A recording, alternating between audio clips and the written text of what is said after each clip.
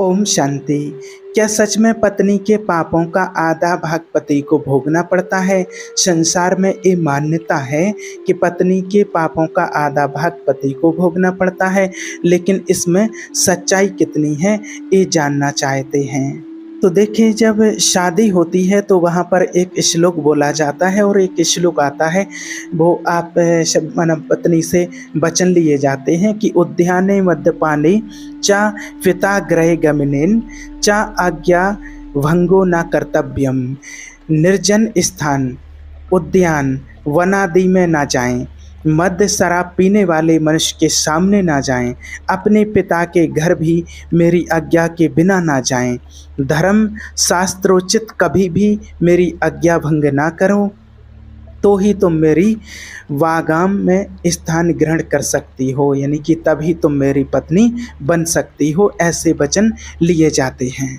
बात यह होती है कि देखिए, पति पत्नी का जब संबंध होता है, जब शादी होती है तो पानी ग्रहण करते हैं तो वो एक मित्र होते हैं, एक मित्र की तरह होते हैं।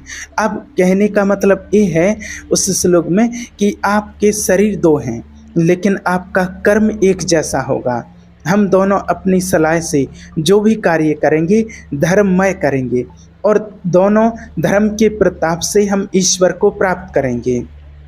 उसका भाव केवल ये है, कोई भी आप मनमाने आचरण नहीं करेंगे, बिना मेरी अनुमति के किसी कहीं पर घूमने, जंगल इत्यादि किसी भी जगह नहीं जाएंगे, पिता के गृह या राज दरबार में जहाँ कोई मदरा का पान किए बैठा हो, मधुशाला आदि के पास बिना हमारी सानिध्य के आप नहीं जाएंगे, बिना मेरी अनुमति के आप धर्म नहीं करेंगे। जो धर्म का कार्य करेंगे वो हमें भी साथ में लेकर के करेंगे, हमारी सलाह लेंगे। तो इस तरह की बातें उस श्लोक में कही गई हैं। इससे तात्पर्य ये है कि हम दो शरीर देखने में रहेंगे लेकिन हमारी रुचि एक होगी, हमारा भाव भी एक ही रहेगा। अब अगर इस संकल्प से आप अलग हैं तो पति पत्नी है ही नहीं। आज दुनिया में देखा जा रहा है सिर्फ नाटक हो रहा है। और अगर वास्तविक पति पत्नी हैं तो जो आप दोनों की सलाह से सत्कर्म या जो भी त्रुटि होगी तो दोनों है ना। जीवन को ऐसे चलाना होता है, देखिए कि जैसे गाड़ी के दो पहिए हैं। भगवान ने भी कहा है कि साइकिल के दो पहिए होते हैं, वो जैसे गृहस्थी पति और पत्नी गाड़ी के दो पहिए होते हैं। और ऐसे चलाना होता है कि लक्ष्य हमारा एक ही होता है कि हमें जाना कहाँ है। अब ऐसा थोड़ी कि अगला पहिया कहीं जाए और पीछा पहिया कहीं जाए, दायां कहीं ले जाए, बायां कहीं ले जाए। हाँ, अगर वो दोनों अलग अलग खुल करके निकल जाते हैं तो फिर वो गाड़ी ही नहीं है। अगर पत्नी अलग चलती है, पति अलग चलते तो वो उसको गृहस्थी नहीं कहेंगे, वो तो गृहस्थी टूट गई ना। तो फिर वो दाम्पत्य जीवन ही क्या कि जो पत्नी अपनी मनमानी चलाए और पति अपनी मनमानी चलाए। दोनों अगर ईश्वर की श्रीमत के संबंध चलें तो ये जीवन और ये जगत भी उसके लिए सुखमय हो जाएगा। दोनों धर्म से चलें, प्यार से चलें और अपने दोनों के प्रति अपना भाव हो और दोनों अपना पति और पत्नी व्रत धर्म से चलें और कोई भी सांसारिक भाव, कोई भी गलत क्रिया किसी के साथ ना हो। लेकिन आज दुनिया में आप देख रहे हैं कि जब गर्लफ्रेंड और बॉयफ्रेंड पहले से ही बनना शुरू हो जाते हैं तो इनमें पतिव्रत धर्म कहाँ से आएगा? किसमें पति निष्ठा आएगी, पत्नी निष्ठा आएगी, पतिव्रत धर्म का भाव आएगा? क्या पति एक अपनी पत्नी को अपने जीवन का प्रेम स्नेह दे सकता है क्या? वो तो सब पहले ही से नष्ट हो रहा है। तो आज जो लगता है कि जो ग्रंथ की बातें हैं, जो धर्म की बातें हैं, वो सिर्फ लिखी ही रह गई हैं। धारण करने की योग्यता तो आज की इस नई पीढ़ी में है ही नहीं। वो योग्यता तो उस पीढ़ी ने पहले ही खो दी, वो योग्यता तो है ही नहीं, बची ही नहीं है। जिस प्रकार से आप ध्यान रखना कि जिस प्रकार से पवित्र वस्त्र पहन करके यज्ञ में बैठा जाता है, जब आपके घर में कहीं भी यज्ञ होता है तो उसमें नया और पवित्र वस्त्र पहन करके उस यज्ञ में बैठा जाता है। ऐसे ही ये शरीर हमारा वस्त्र है, याद रखना, ये शरीर हमारा वस्त्र है और इसको तब तक पवित्र रखना है जब तक ये दाम्पत्य जीवन का संकल्प ना बन जाए, जब तक आपकी शादी ना हो तब तक इसको पवित्र रखना आपका धर्म होता है। चाहे लड़का हो या लड़की हो, कोई भी हो, स्त्री पुरुष कोई भी हो। ऐसा हो रहा है क्या आज जीवन में? आज ऐसा हो रहा है क्या? कहीं हो रहा जीवन में? आज छोटे छोटे बच्चे, छोटी छोटी बच्चियां वैसे ही मन संसार में आसक्त हैं, और इस सब नए वातावरण में आज मीडिया मेट जो जीवन को कर रहे हैं, अब इसको बताना क्या है, आप तो संसार में हो, सब कुछ स्पष्ट देख रहे हैं ना। अब ये बातें तो सिर्फ बातें ही रह गई हैं, और आजकल तो वो सारी रीति रिवाज सब कुछ बंद होते ही जा रहे हैं, ख़त्म ही होते जा रहे हैं। कि जो एक धर्म से अभी भी थोड़ा बहुत मानते हो कि जो माना 7 फेरे लिए जाएं, अग्नि के साथ पवित्र संकल्प लिए जाएं, ये तो बहुत कम ही रह गया है। नहीं तो आज तो जज के सामने बस कोर्ट में लिखा लो, कोर्ट में रज कर लो, सब हो गया। मंदिर में माला डाल ली, बस हो गया है। तो क्या समय आ गया है, देखिए आप। अब क्या होता है, आज तो भाव से स्वीकार लिया, अच्छा लगा, सब कुछ स्वीकार कर लिया, और 2 महीने बाद कह दिया कि तुम हमको पसंद नहीं हो। तो ये क्या कोई बाजार की वस्तु समझी थी क्या? जीवन बर्बाद हो रहे हैं ना ऐसे। ये कोई बाजार से कोई वस्तु थोड़ी लाए हैं कि 2 महीने तक उसको यूज़ किया और 2 महीने के बाद कह दिया कि अरे अच्छा नहीं है, पसंद नहीं आया, तो ये फेंक दिया। तो जीवन बर्बाद हो रहे हैं ना। और आज की समाज में, आज के समय में यही हो रहा है। कोर्ट मैरिज हो गई, बस ये पास है, एक पास हो गया है। ये पढ़ी लिखी समाज है ना आज की पढ़ी लिखी समाज ऐसा कर रही है। तो आज धर्म कहाँ रहा और कैसे रहा? भावनाएं ही निष्ठापूर्ण नहीं रह गई हैं, है ना। तो कैसे क्या होगा? और फिर जब कर्म की बात आती है तो पति हो या पत्नी हो, जो जैसा कर्म करते हैं उसको अपना फल स्वयं ही भोगना पड़ता है। ना तो पत्नी के आधे पापों का या पुण्य का भाग पति को मिलता है, और ना ही पति को भोगना पड़ता है, न पत्नी को भोगना पड़ता है। जो जैसी आत्मा कर्म करती है वैसा ही फल उस आत्मा को भोगना पड़ता है।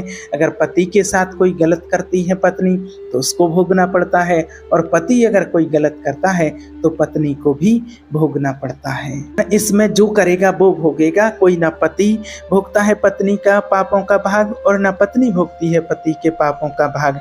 जो करेगा सो भोगेगा, क्योंकि हर आत्मा अपना कर्म करने के लिए स्वतंत्र है, और हर आत्मा अपने कर्म का फल भोगने के लिए परतंत्र है। जो जैसा कर्म करेगा उसको उसका वो फल भोगना ही पड़ेगा, उससे कोई भी आत्मा बच नहीं सकती है।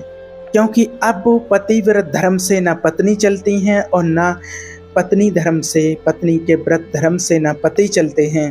तो फिर एक दूसरे के कर्मों का हिस्सा भाग्य कैसे बन सकते हैं?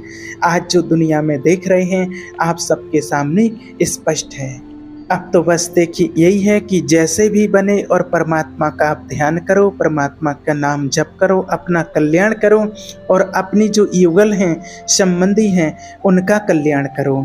वो जप करें या ना करें, आप वो ध्यान करें भगवान का या ना करें, लेकिन आपको भगवान का ध्यान करना है और उनका कल्याण करना है। कि आप पुत्र हो मेरे, आप पत्नी हो मेरी, आप पति हो मेरे, और मुझे आपका कल्याण करना है। शुभ भावना रखनी है, आपके अंदर सद्भावना आए, और यही शिक्षा आपके लिए है। अगर आप कहते हैं पत्नी को क्या भगवान का ध्यान करो, ज्ञान में चलो, सद्मार्ग पर चलो, नाम जप करो, तो उसको गुस्सा आएगा कि मुझे नहीं करना है। तो आपको अब गुस्सा आएगा, लड़ाई झगड़ा होगा, ऐसा नहीं करना है। आपको बस कहना है, उनको अपना कर्तव्य दिखाना है। अगर नहीं करते हैं तो कोई बात नहीं, आप उनके लिए ध्यान करो कि इनकी बुद्धि शुद्ध हो जाए। आप उनके लिए शुद्ध पवित्र वाइब्रेशन दो कि आत्मा परिवर्तन हो जाए, ये भी अपनी परमात्मा को पहचान ले। और अभी तो देखिए फिर भी थोड़ी थोड़ी मर्यादाएं बची हुई हैं जो आज इस संसार चल रहा है, लेकिन आने वाला समय और ऐसा होगा। और जितनी स्पीड से समय आज बदल रहा है ना, वो हम देख रहे हैं प्रैक्टिकल में। आज आप खुद देखिए, आज ज़्यादा दूर नहीं, आज 25-30 साल में ही अपने गांव में, अपने घर, अपने शहर में देखिए कि मर्यादाएं कितनी बदल चुकी हैं, मर्यादाओं में कितना परिवर्तन आ चुका है। आप संसार की बातों को छोड़िए, अपने ही गांव घर की बातों को आप याद कीजिए, परिवारों में देखिए, अपने शहर में देखिए कितनी मर्यादाएं टूटती जा रही हैं। पहले कितना मान सम्मान होता था, कैसे शादी होते थे, कैसे संबंध होते थे, कैसे बड़ों का सम्मान होता था, और आज वो सारी चीज़ें मिटती जा रही हैं। तो आज इतना समय परिवर्तन हो गया है इतनी जल्दी, तो अब आगे और कितना समय परिवर्तन होगा वो परमात्मा ने उसके लिए इशारा दिया है स्पष्ट। हमारे शास्त्रों में भी लिखा है कि आने वाला समय ऐसा होगा कि अपने घर में ही बहन बेटियां सुरक्षित नहीं बचेंगी, सुरक्षित नहीं रहेंगी। असुरक्षित जीवन, पशुवत जीवन हो जाएगा। और आज भी ऐसा जीवन हो गया है। आज से 10-25 साल पहले देखिए, माता बहनें कहीं भी अकेली आना जाना, घूमना, कहीं भी आते जाते रहती थी, कोई दिक्कत नहीं रहती थी। लेकिन आज घर से बाहर अकेले नहीं जा सकती हैं। इतना असुरक्षित जीवन हो गया है, इतना अपने आप को ऐसा महसूस करने लगे हैं। आज दिन प्रतिदिन न्यूज़ में देख लो, क्या क्या न्यूज़ में आ रहा है, क्या क्या घटनाएं घट रही हैं। आज ऐसा समय आ गया है। इसलिए आप जहाँ भी रहते हैं, जो है और जैसे भी हो, जैसी भी स्थिति हो, लेकिन आप परमात्मा को अपना साथी बनाएं, भगवान का ध्यान करें, भगवान को अपना बना करके चलें, क्योंकि वो ही हमारा सच्चा साथी है और आने वाले समय में वो ही साथ देगा। बस वो ही है और कोई नहीं। परमात्मा आपका मंगल कर देंगे और कोई नहीं। और जब आप भगवान का ध्यान करेंगे तो आपको वो आत्मिक बल मिलेगा, और जो आपकी कमियां हैं, जो आप नहीं छोड़ पा रहे हैं, जिन बुराइयों बेकारों को, वो आप अपने आप छोड़ देंगे। गलानी होगी आपको अपने अंदर से, माना अपने अंदर से आपको गलानी होगी कि मैंने ये बहुत गलत किया है। और ये प्रैक्टिकल होता है, हमने खुद देखा है। एक भाई हैं जो उन्होंने वीडियो देखा और जब बताया उनको कि किसी भी अपने कोई गलत काम करते हैं, किसी माँ बहन बेटी किसी को भी सताते हैं गलत तरीके से, या फिर किसी पशु पक्षी को मारते, भक्षण करते, कुछ भी, तो उन्होंने जब वो वीडियो देखी तो उनको बहुत पश्चाताप हुआ और वो रो रो करके कहते हैं कि अरे भाई, मेरे से तो बहुत गलती हो गई है, मैंने तो बहुत अत्याचार किया है। उन्होंने बहुत गलानी करके बताया कि मैंने किस किस के साथ क्या क्या पाप किया है और अब मैं इस पाप से कैसे मुक्त हो सकता हूँ, कितने जीवों को मैंने मारा है, मैं क्या करूँ। तो फिर उनको विधि बताई, उनको बताया कि जो आप ये पश्चाताप कर रहे हैं, सबसे पहले तो आप ये समझो कि आप अब सद्मार्ग पर आ रहे हैं, और जो आपके मन में ये अंदर गलानी है, यही आपको इन पापों से मुक्त कर देगी कि आपको इसका एहसास हो गया। और फिर उनको बताया भगवान का ध्यान करो, मेडिटेशन करो, नाम जप करो, और जितने भी, फिर उनको विभूति बताई। तो आज वो जितने जीवों को उन्होंने मारा है उसका पश्चाताप करके आज वो बहुत जीवों की जान बचा रहे हैं। कोई उनको पकड़ता है तो वो उनको बचाते हैं। और एक तोते को पकड़ करके ले जा रहे थे तो उसने माना पुलिस को सूचित किया और उसकी जान बचाई, देखो। और वो आज जैसे गर्मी का मौसम है तो जंगल में जा कर के जगह जगह पेड़ों पर माना कुछ बर्तन रखते हैं, बांधते हैं, रस्सी से रखते हैं कि उनको पानी मिल जाए, और पानी रोज़ भरने के लिए जाते हैं, उनको दाना खिलाते हैं। वो कहते हैं कि मेरे छत में रोज़ कम से कम 200 चिड़िया आती हैं, पक्षी आते हैं, जिनको मैं रोज़ दाना खिलाता हूँ, रोज़ पानी रखता हूँ। जब उनको एहसास हो गया है उस चीज़ का, तो यही पुण्य कर्म है। और भगवान का ध्यान करते हैं तो ऐसा पुण्य कर्म करके आपने जो पूर्व में जो पाप किया है उस पाप से भी आप मुक्त हो सकते हैं। तो जब देखो ज्ञान मिला है, उनको सत्य परमात्मा का परिचय मिला है, तो जो पूर्व में जो पाप कर्म किए हैं, वैसे तो व्यक्ति किसी के सामने कह नहीं सकता है, बताता नहीं, पूछे, लेकिन वो खुद अपने आप बता रहे हैं कि ऐसा ऐसा हुआ है। और ये सबसे बड़ा उत्तम उन्नति का मार्ग होता है। आज अगर किसी को कहो कि ये छोड़ो, ये गलत है, ये नहीं करो, तो कहते अरे ये तो हम नहीं छोड़ सकते हैं। लेकिन ठीक है, नहीं छोड़ पा रहे, आप भगवान का ध्यान करना शुरू कर दो, ऑटोमेटिक आपकी गलानी अपने अंदर से गलानी होगी, वो पावर मिलेगी और अपने आप छूटता चला जाएगा। और जो उसका परिणाम है, जो परमात्मा का आप ध्यान करेंगे, वो पुण्य कर्म करेंगे, तो उससे वो नष्ट हो जाएगा। तो इसलिए जितना हो सके इन सब बातों को, इन गंदे विचारों को छोड़िए, परमात्मा का ध्यान कीजिए, और पत्नी में भी अपना आत्मिक भाव रखिए और पति में भी अपना आत्मिक भाव रखिए, और अपने कर्तव्य का पालन कीजिए, अपने कर्तव्य का ध्यान रखिए।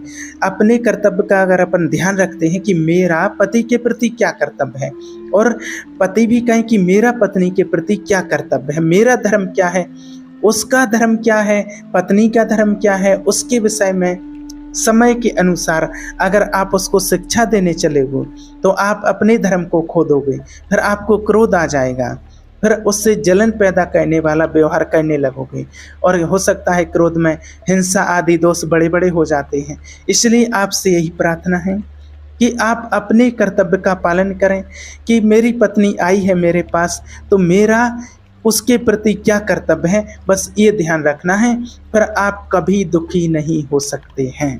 वो जो करे, मालिक है देखने वाला, उसका मन ही उसको दंड देने लगेगा। शांत भाव से अगर देखो आपको वास्तविक सुख लेना है, अगर इस जीवन का, इस संसार का वास्तविक सुख लेना है, तो चाहे पति हो, चाहे पत्नी हो, चाहे पुत्र हो, चाहे पिता हो, उसको वास्तविक अपने कर्तव्य का ध्यान रखना है कि मेरा कर्तव्य क्या है और अपने कर्तव्य का पालन करना है। ये पुत्र है मेरा, तो मेरे इसके प्रति क्या कर्तव्य बनता है। ये पिता है तो मेरा क्या कर्तव्य, उनका मेरे प्रति क्या व्यवहार है, ये नहीं देखना है। अगर आप ये देखोगे तो कर्तव्य निर्वाह आप कर ही नहीं सकते हो, इस बात को आप मान लेना। अगर मरीज का व्यवहार डॉक्टर के प्रति क्या होता है, देखिए अगर डॉक्टर ये देखे ना तो कभी वो डॉक्टरी नहीं कर पाएगा। वो अपने कर्तव्य को देखता है, वो मरीज के कर्तव्य को नहीं देखता कि इसका क्या है। डॉक्टर देखता है कि तुम रो, चिल्लाओ, हाथ मारो, पैर मारो, कुछ भी करो, कहते हैं बांधो इसके हाथ पैर, और ऑपरेशन करता है, इंजेक्शन लगा देता है। अपने को देखो, सिर्फ ये समझना है कि अगर पागल खाने में है और डॉक्टरी करनी है तो कैसे भी थप्पड़ पड़ सकता है, कहीं से भी गाली मिल सकती है, क्योंकि अब वो तो माने उनको ये पता रहता है कि ये तो पागल हैं, इनको तो हमें सिर्फ सुधारना है ना, ऐसे चलना होता है। कलयुग है, अगर वो डॉक्टर कहे मैं इसको ठीक कर रहा हूँ, ये तो मुझे गाली दे रहे, तो वो कभी डॉक्टरी नहीं कर पाएगा। तो आपका जो स्वभाव स्वरूप आएगा वो तुम्हारे अनुकूल नहीं आएगा। तुमको अपने आप को देखना, अपने कर्तव्य को देखना है, और अगर ऐसे चलोगे तो आपकी गृहस्थी, आपका परिवार ठीक हो जाएगा और अच्छे से चल सकते हो। और अगर आप अपने कर्तव्य को भूल करके सामने वाले को कर्तव्य याद दिलाते हो तो कभी आपके घर में शांति नहीं रहेगी, हमेशा कलह कलेश मचा रहेगा। इस बात का आप ध्यान रखना। ओम शांति।